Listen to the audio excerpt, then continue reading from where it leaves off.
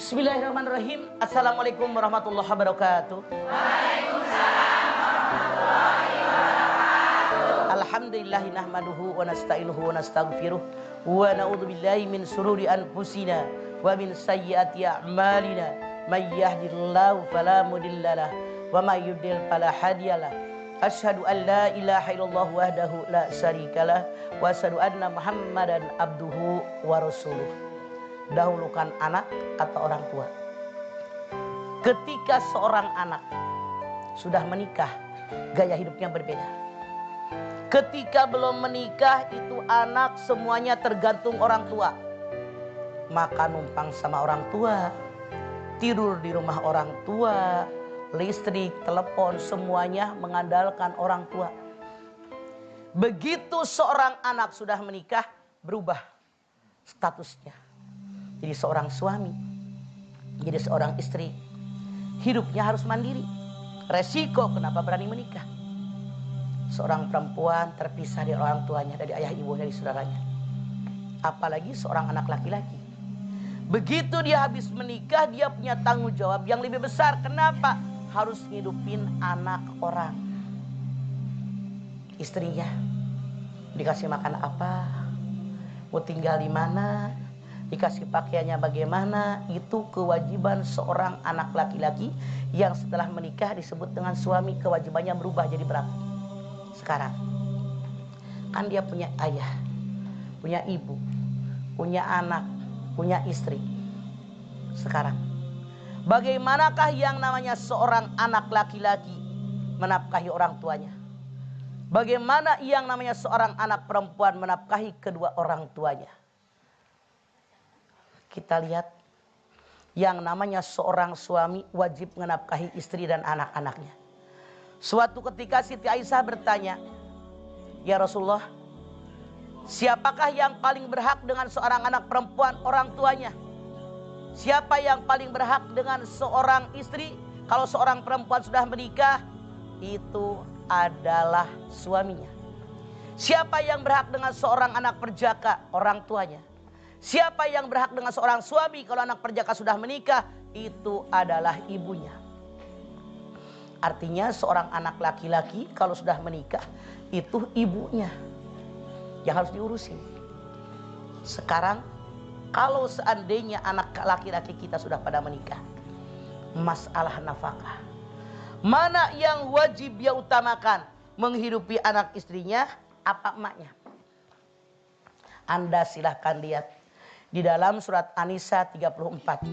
Ar-rijalu qawwamuna 'alan nisa bima faddalallahu ba'dakum 'ala ba'din wa bima anfaqu min amwalihim. Laki-laki kepada keluarga. Laki-laki pemimpin buat istrinya. Allah melebihkan yang laki-laki daripada perempuan. Laki-laki punya kewajiban memberikan sebagian rezekinya. Wajib hukumnya bagi seorang suami menafkahi anak dan istrinya. Bagaimana dengan orang tuanya? Kalau seandainya orang tuanya kaya, tidak ada kewajiban anak orang tuanya kaya, apalagi anaknya pas-pasan. Namun seandainya orang tuanya, maaf dalam tanda kutip, miskin, orang tidak mampu, maka anak hukumnya wajib menafkahi orang tua.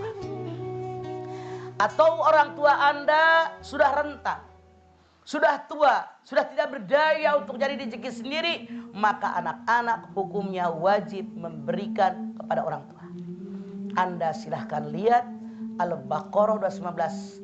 Yas'alunaka madza yunfikun kul ma anfaqtum min khairin falil walidaini wal aqrabin wal yatama wal masakin. Apakah yang terbaik diberikan kepada orang tua? Jadi kalau orang tuanya kaya tidak kewajib karena orang tuanya sudah cukup. Tapi kalau orang tua Anda miskin, anak wajib menafkahi orang tua.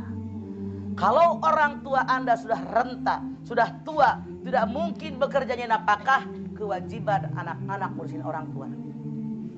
Bukankah kalau kita berdoa buat orang tua, Rabbik firli,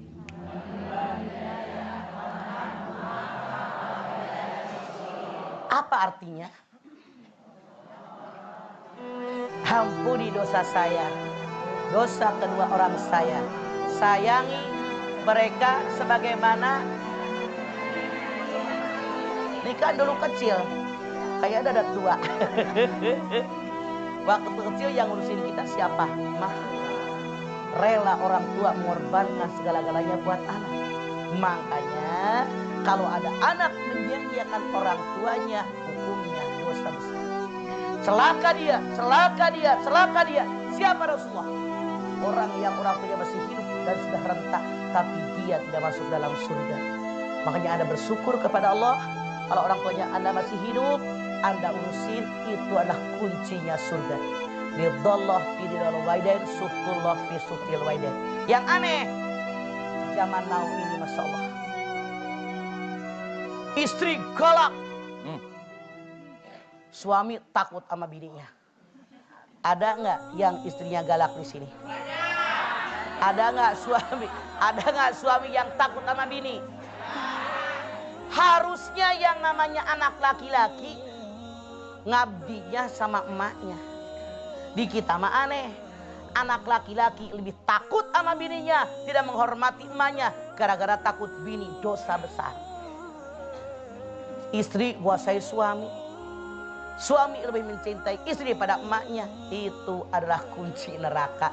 Hati-hati, zaman sekarang mah banyak yang aneh. Seorang suami lebih mencintai istrinya daripada mencintai emaknya. Seorang istri yang harusnya tunduk sama suami, galakan bininya. Bahkan suaminya yang takut sama istrinya. Yuk dibalik, karena semua Al-Quran telah mengatur kehidupan kita, bagaimana memposisikan diri masing-masing agar kita mendapatkan rumah tangga yang sakinah, mawadah, rahmah. Amin.